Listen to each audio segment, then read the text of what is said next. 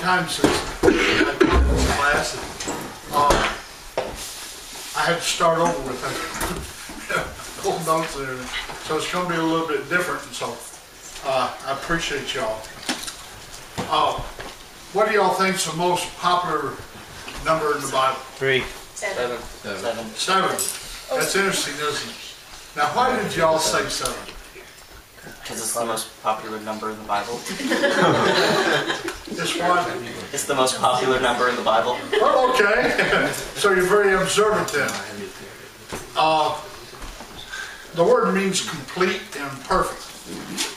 Now, why did the Lord choose the 7th? You remember, how many days did it take to create the heavens and earth and man and all the animals? 6. 6 days. And then on the 7th he rested. And so he was proud of what he did, didn't he? He said, hey, we've done a pretty good job here. And so he rested. And then from then all through the Old Testament, he required everybody to rest on the 7th day. And that was called the Sabbath. But now, what day do we use to spend to be reverent to God? What? First day. And why is that? Because the early church met at the beginning of the week. So I'm sorry, I missed that. The early church met at the beginning of the week, so we followed their example. So the first that we have, we give to the Lord. Now, something that we have to remember here as we do this, how was the days measured in the Old Testament? From sundown to sundown. And so that's why you remember Paul, he was preaching, he preached at midnight. Now, I used to think, boy, he started at 6 in the morning, went 18 hours, that's a long time. But no, the people had come in from work, or whatever they were doing, what Sabbath day, they couldn't work on Sabbath day, and they went to the meeting. Well, then he preached at midnight, you know, the boy fell out, and how that all happened. God has set everything in sevens, and that's why a lot of people refer to the 7th day as the day of God, because that's His. I ask you to read Joshua 6:1-5. Can you do that for me now? Yep. Now Jericho was tightly shut up because of the Israelites. No one went out and no one came in. When the Lord said to Joshua, see, I have delivered Jericho into your hands, along with its king and its fighting men.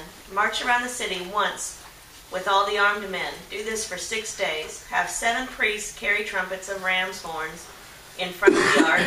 On the 7th day, march around the city 7 times with the priests blowing the trumpets. When you hear them sound a long blast on the trumpets, have all the people give a loud shout. Then the wall of the city will collapse, and the people will go up, every man straight in. Now just think of the magnitude of that. You have this group of people that had been wandering in the wilderness for how long? 40 years. 40 years. Now we're going to get a little ahead on something. What is the significance of 40? A generation. A generation. It's a whole generation. And that's important here, because that's why God wanted them to be out there that long, and he tells you the people who came out, they all went by the wayside. But we look at 4, we'll look at 4 and we'll look at 10 when we get there. So they walked around at one time a day for 6 days, 7 on the 7th day, and shouted and blew their horns and shouted. What do you think happened? Why do you think the walls came tumbling down? Because God wanted them to. What? Because God wanted them to. That's very good, because I have had people say, because the vibrations set in the earth, you know, like earthquakes, and then when they blew their horns and shouted, you know, by doing it, have you ever beat on a rock to break it? You just stand there and beat it, and pretty soon when you hit it, what happens? It just falls all to pieces. So, some people, as you know, some people like to say that there is physical or physics involved in things that God did? Well, there might be. But if you remember, God did it. That's like God and the devil were in a discussion. And the devil says, I can do anything you can do. And God reached down and got a handful of clay and he made man. And so the devil says, that's not hard. He reached down and did it. He said, He says, make your clay. That's okay. Next week you'll understand what he meant. But that's the whole thing. God is the originator. God is the one that set up this plan that he had. And that's why it is the seventh day. Okay, what else do we know happened on sevens in the Bible?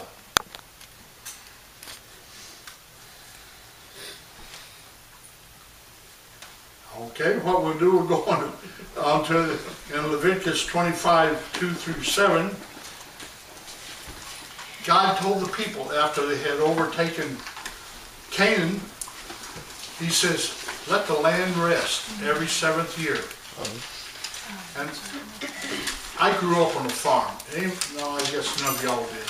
I did. You did? I grew up on a farm. And we used to call that laying fallow. We let the land lay fallow 1 year. And give it a time to rest. Now today what they do is they have rotation of crops and things. And they no fertilizing and all that stuff. And so they work it every year. But God's plan was to let it lay fallow. And if you remember when God was talking to Job, he told Job, he says, remember the miracle of snow. Now what do you think God meant when he told Job to remember the miracle of snow? What do we know that snow has? Well, it's got moisture. Plus it's high in nitrogen. And the air has nitrogen in it. And as the snow forms, it holds the nitrogen down and it lays on the ground, and as it is absorbed, it goes in the earth and replenishes it. Okay, what does nitrogen do to the soil? Fertilizes it. What? It enriches it. It's a fertilizer. It's very strong, but what do we know it does? It makes things green. Right? And if you ever want to have a buddy you want to get near that cuts his yard, go out at night and spread ammonium nitrate on it. You'll have to cut it twice as much. Okay. But that's the thing. God says, remember the miracle of snow.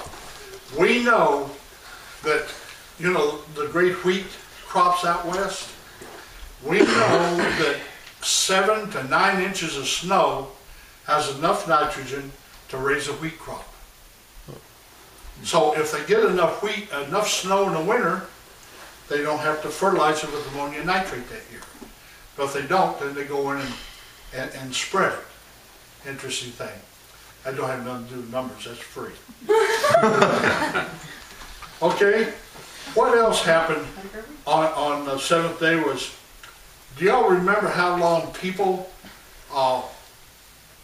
celebrate a wedding festival? You'll find that in Judges 14, 12, and 17. And we know it's a time, but it's 7 days. And that's the beginning of life together for a man and woman. And so God had them, they did nothing. You remember what happened the first year after a man married a woman? Or a lady, he married. He couldn't be sent where? To war. Couldn't be sent to war for the first year. So God is really strong on the wedding binding.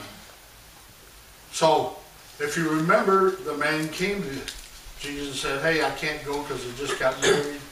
And that was an excuse that they didn't have to do.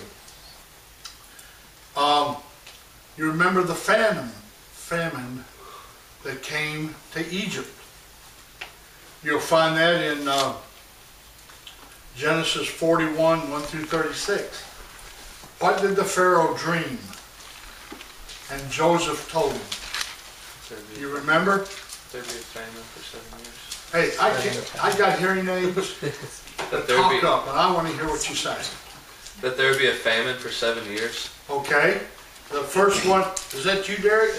Okay, the first dream was 7 fat cows, remember? And then 7 skinny cows. And then he couldn't understand what it meant, and then of course Joseph interpreted his dream and did it. It's just amazing how many things God sets on 7. In Genesis 29, 15 through 30.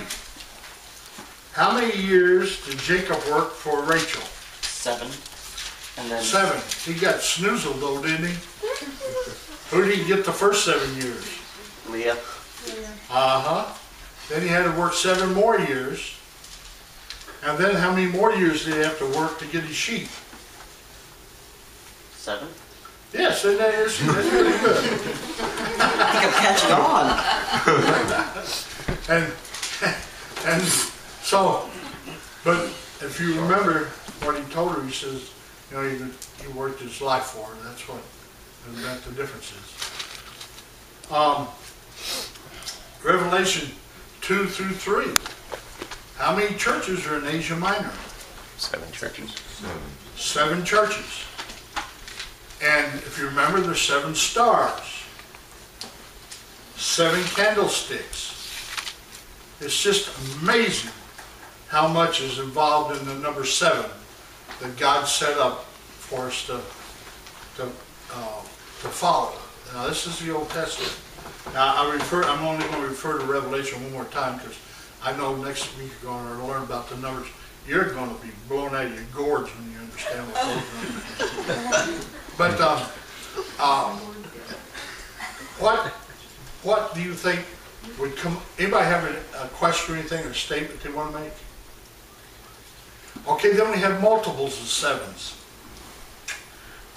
Do y'all ever hear of the the time of Jubilee? What was the time of Jubilee? Because when everything was reset, prisoners were released, and things like that. I can't remember all the exact details. Bond servants were set free. They weren't supposed to work. If somebody had sold their land, it would go back to the original family. And what was the year of the Jubilee? What number was that? The 7th year. 7th year of the 7th Sabbath year. 7 times 7 is what? 49. 49. What's interesting about that number 49? It's 7 squared. Well, okay.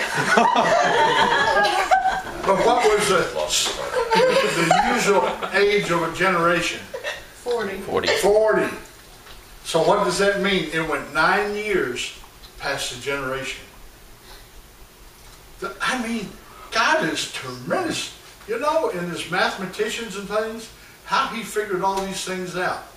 There's a purpose for them. When you get to thinking about them, you just really, it's mind-boggling. Okay, we're coming up to a number 10 now. What do we know about the number 10? Anything with a number 10 in it or multiplied by 10 means what? Never ending. You remember the song, he could have called 10,000 angels? Now what's that mean, Emily? Just infinity. Infinity. He called him under and one, right? No set number. He could have just called them all. Okay, then you take the number 7 and multiply it by 10, and what do you get? You get a number, it's 70. what? 70. 70. But it's never ending, right?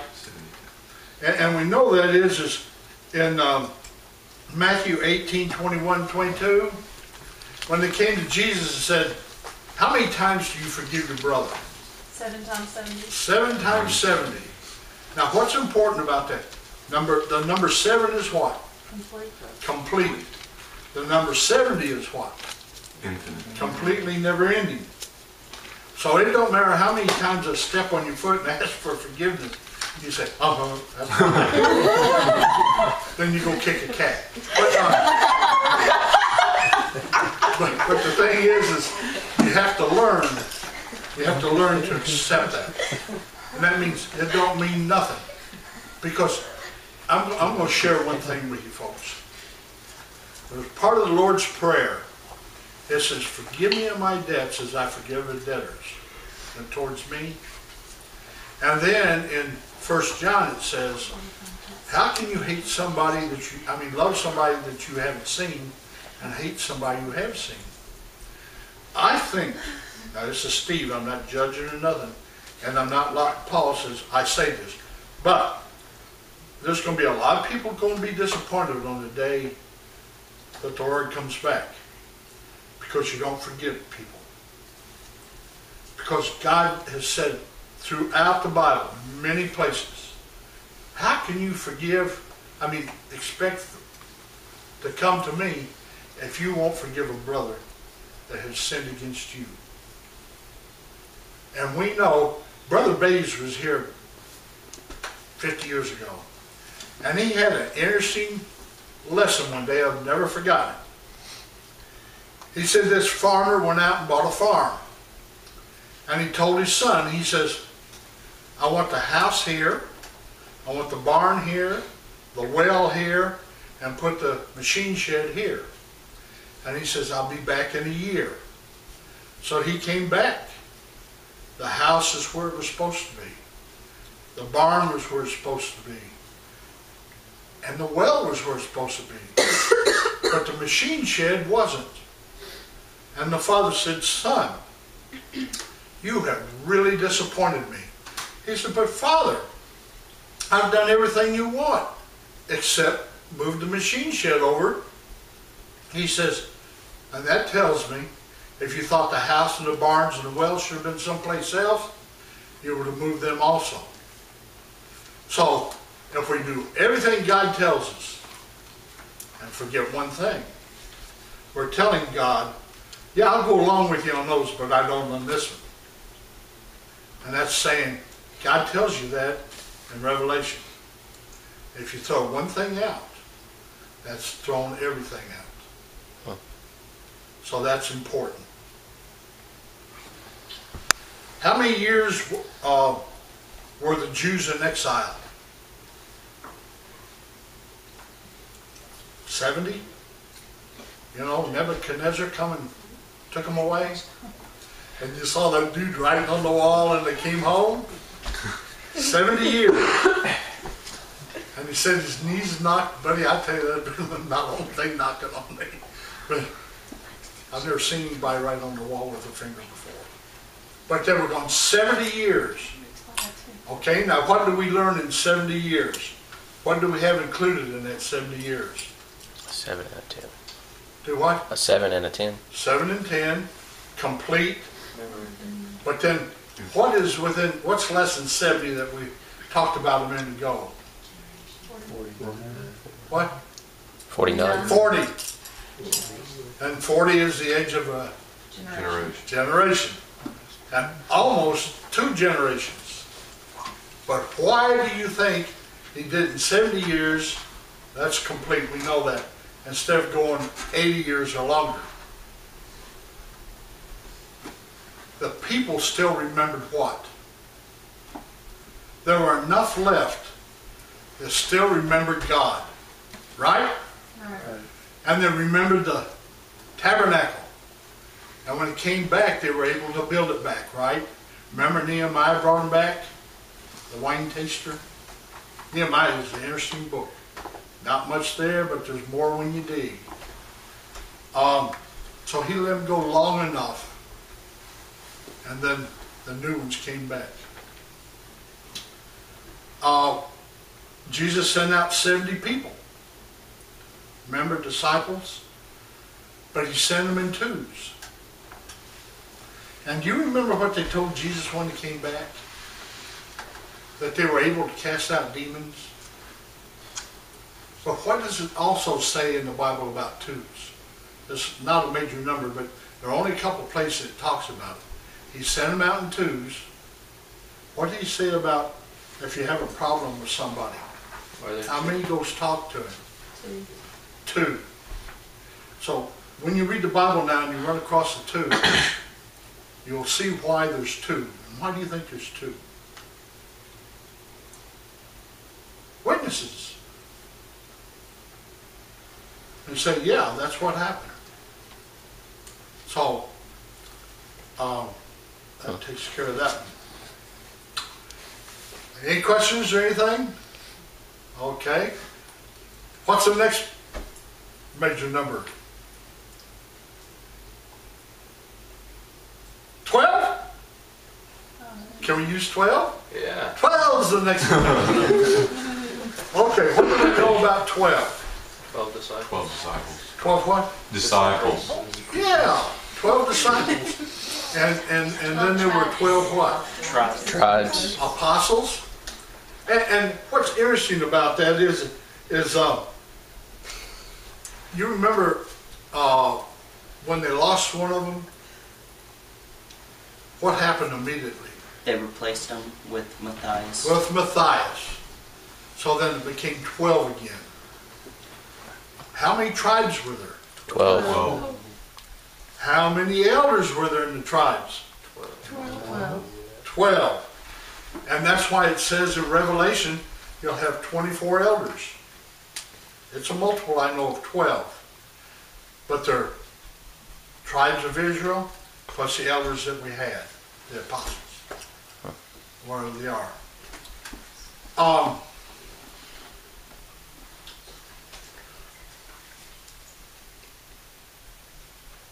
How many gates is there in New Jerusalem? 12. And that means there's 3 to each side. Now, think about that. And do you remember what they're made out of? Stones, precious stones. Right? All of them are made out of precious stones. And why do you think the ground is covered with gold in New Jerusalem?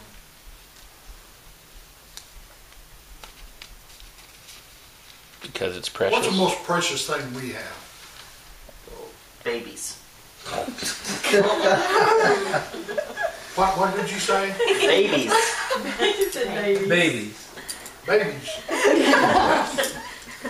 The Lord blessed us with 4 beautiful babies. Gold is our most precious.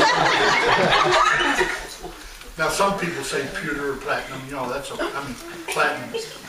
But gold, and this is a thing that I always thought was kind of interesting. He put down, you remember what Jesus said when you go into town and they don't accept you, what you do? You kick the dust off your feet. And when you went into somebody's house, they were supposed to do what? Wash your feet. Wash your feet. And Jesus even talked about that a time or two. But the most precious thing that we think we have is the least precious thing where? In New Jerusalem. Oh. And that's why it doesn't matter, because like my wife says, it's just stuff. And when your friend was robbed, I tell you that, I used to be in the insurance business for years. And I tell you what, when you go in a house that's been robbed and everything's been gone through, it really changes a person's feelings about everything. But you have to remember, it's just stuff. And that's what gold is. I know we think it's pretty neat, but it's just stuff.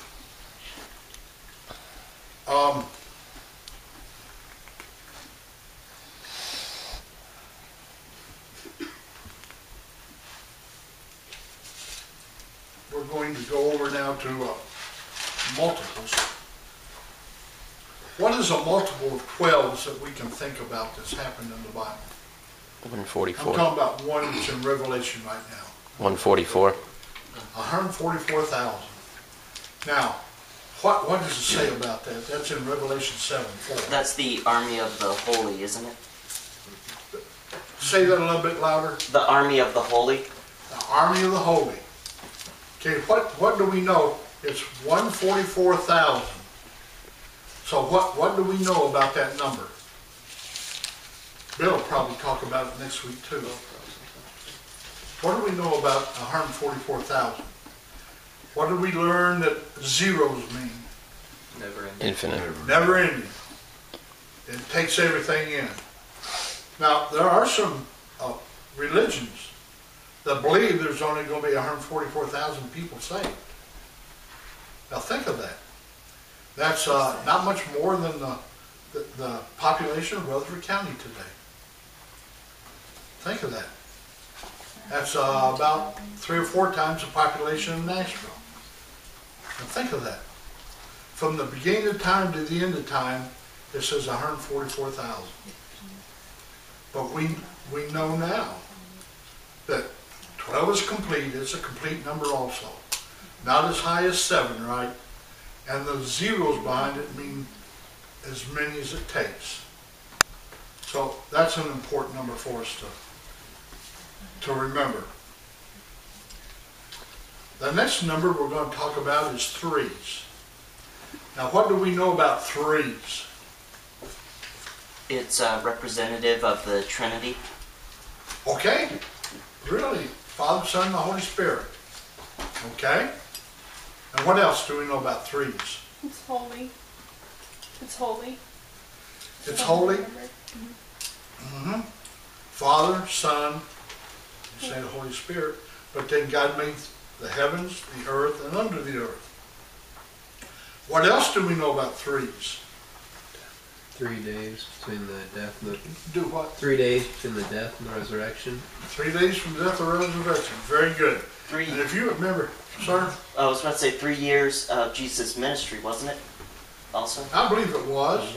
Yeah. 3 Now, I didn't have that one. Thank you. But what else? What did Jesus say when he talked about how long he was going to be in the earth? He used another thing that had happened. Who was Jonah? Jonah and the whale. Y'all remember Jonah? Okay, how many days was he in the belly of the whale? 3. 3. Now, interesting thing I'm going to throw in as a sidebar here. How long was Lazarus dead when Jesus came? 3 days. Huh? 3 days. 4. Well, he's dead 3 too, but 1 more. That's right. I'm glad you brought that up. You got me. It was 4 days. And do you remember why Jesus said it was good that it was on the 4th day?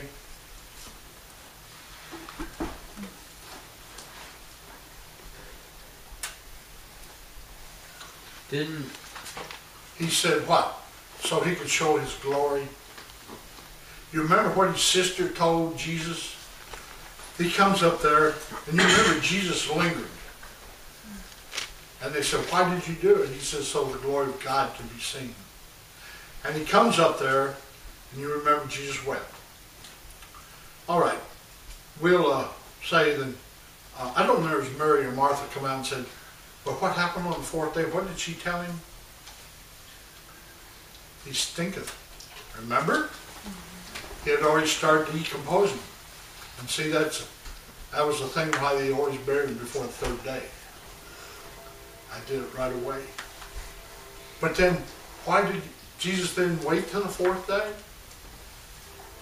They said, don't take the stone off the grave, you know? They said, when it comes to God, there's no limit, right? And so when they opened up the grave, he turned to come out and he was still wrapped in his burial cloths and everything. Anybody have a question they want to add or ask about that? With that, something that I was taught at Lipscomb is the Jews believed that after you died, the spirit stayed near the body for 3 days. And on the 4th day, even the Jews were like, the spirit's already gone. Ascended no way or you can bring it whatever. back. The Pharisees thought it ascended, right? The Sadducees thought what? Bye-bye. You know, that's the end of it. And that's a good way to remember. Fair You have a reservation? Sad you don't. Sadducees and Pharisees. Good point. And you know, in Old English times, they used to hire people after they buried people to sit by a grave, and they did it for 3 days, and they put a bell, if y'all remember, and put a string on the guy's hand, or lady, whatever it was, and if he moved, then they dug him up. If they didn't, you know, that's all she wrote. They cut the string off and filled up the little hole. It's because they kept burying all the drunk people when they pass out in the streets. Now, you talk about having a wait. Yeah.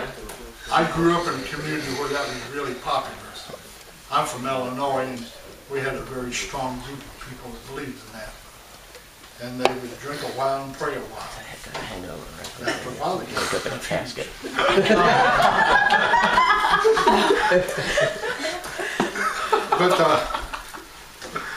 But that took care of that one too. All right. Since we're in 4, what time is it? 10:02. Good. I'm going to get it done first. Okay. 4s. We started talking about 4s. What do we know about 4s? That's the next number that's popular in the Bible. Represents man. What? Does it represent man and the earth? The earth? And that's right.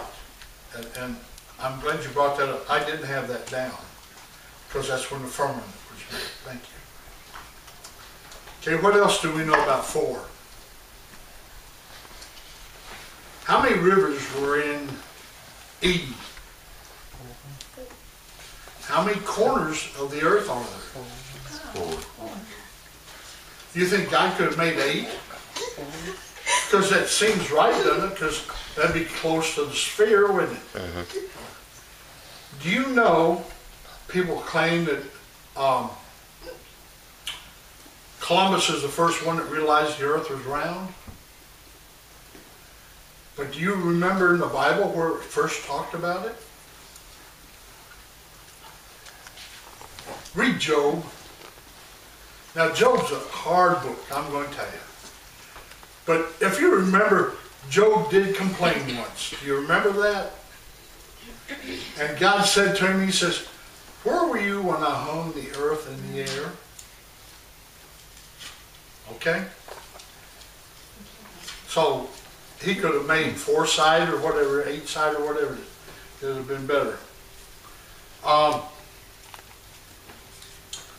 How many creatures are there around God? 4. How many horsemen are there of the apocalypse? 4. Now, how many days did it rain? 40. 40. Now, what does that mean now? Forever. A generation. What? Generation. Enough? It rained long enough to cover the earth, right? I wear hearing aid, sport fans, and I can't hear everything. Not that I want to. This guy goes back to the doctor after he had his hearing aids, and he says, John, you've had your hearing aids a month now. What does your family think about them? He said, I hadn't told them, but I've changed my will 3 times. That's a monkey later. Well, Yeah. how many days was Jesus tempted? 40. 40. 40. How many years did the Jews wander in the desert? 40. 40. How old was Moses when he started he did his thing? 40. Okay, but what do we know about Moses' 40s? Big events happened every 4 years. How old was he when he died?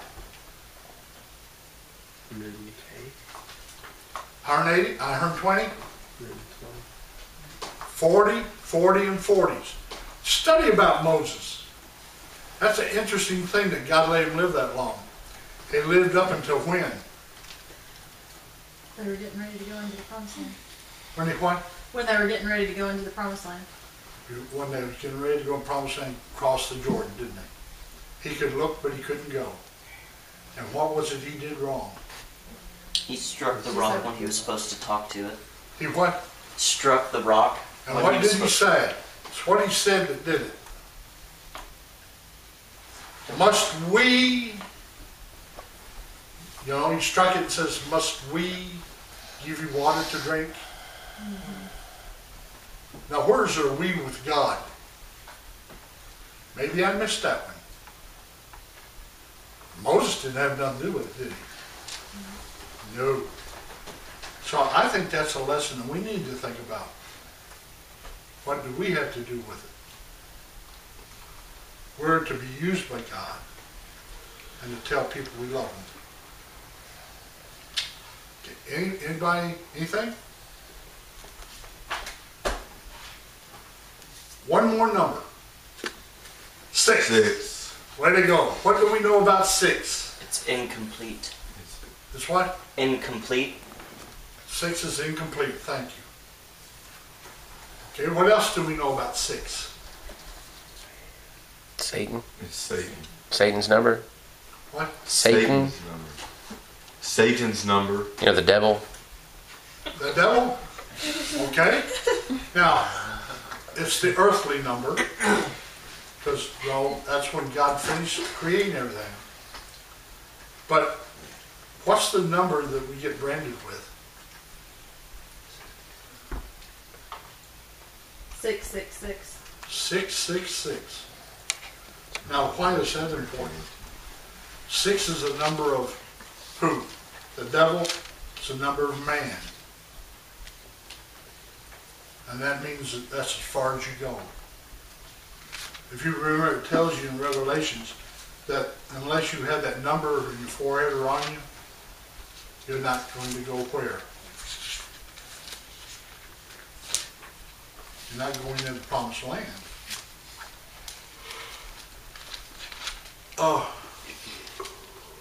Now my question to you is here. What do we have to do with this? These numbers are good to know. These numbers mean a lot. They answer a lot of questions, and I hope now as you read the Bible that you understand where some of these things are coming from and what is meant by them. But what does it mean to me, these numbers God gave us? I see it as that it's not accidental, that there's a lot of planning involved, and that there's a kind of a master structure, if you will, and that, you know, God actually has a plan, actually knew what he was doing and knows what he's doing. And that's kind of how I take it. And that's one of them. Before it all started. And it tells you in in John 1st chapter, that what was made without Jesus? Nothing. He was there from the beginning. Some people, if you remember, in the olden days thought that Jesus wasn't there because he didn't want to admit it. But it tells you in John 1st chapter that there was nothing made without him. That he was there at the beginning. And when they did all the creation and everything. And I think that's important for us to remember. That the plan went back to even before the whole Jewish situation. Because it tells you there in Genesis, what's going to happen to man? What's the devil going to do? It's going to bruise man's foot. True? But think of that, but then he'll step on him too. And that's the part we have to remember. Whatever you do, wherever you go, there's always hope. And that's why Jesus used the term, when they ask him how many times you forgive somebody, 7 times 70. There's no limit. So if he expects this of us, what do you expect from him? The same. There's one thing, though, I wish you would do, though, is when you make a mistake that you're able to forget it like you can. That one gets me. I wish I could forget. See, I'm at the age now when I'm starting to remember things. And they bother. You've been there too. You're already there, huh? No, you're not there yet, but you remember what I'm talking about. That's something, when y'all get up there and you enjoy our age, you're going to start saying, did I really do that?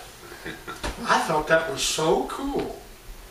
But then you're going to say, you're going to wake up at night and it's going to go, and you're going to say, boy, I sure wish I hadn't done that. I sure wish God would give me forgiveness for myself. And that's something I want you to remember. Even though you remember, it's forgotten. And it won't be brought up again.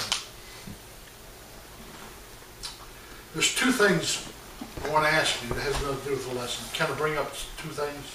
Please do. Who do you think was the most beloved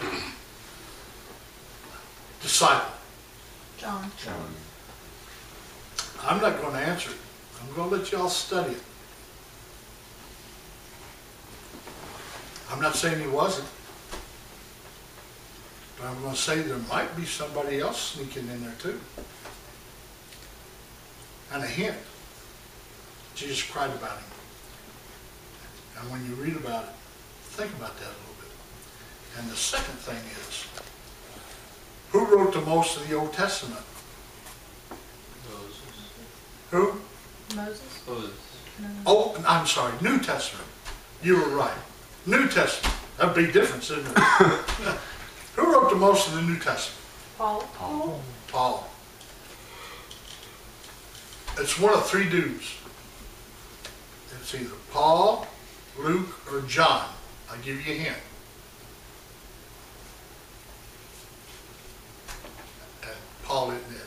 I used to think so too. You know? I was thinking it wasn't Paul. I was leaning towards Luke because Luke did his gospel and Acts. A lot of people don't count him in Acts. Luke could talk a lot if you see how long Luke is and how long Acts is. Now, Paul has a lot of books. But see where John comes in there. What books did John write? He wrote how many? A lot of people don't realize it. John wrote 5 books. Big John, Little John, and Revelation. That don't mean nothing. That's not even worth a quarter. That's just something for you to think about. Thank you all. Thank you. And if I can ever help you do anything,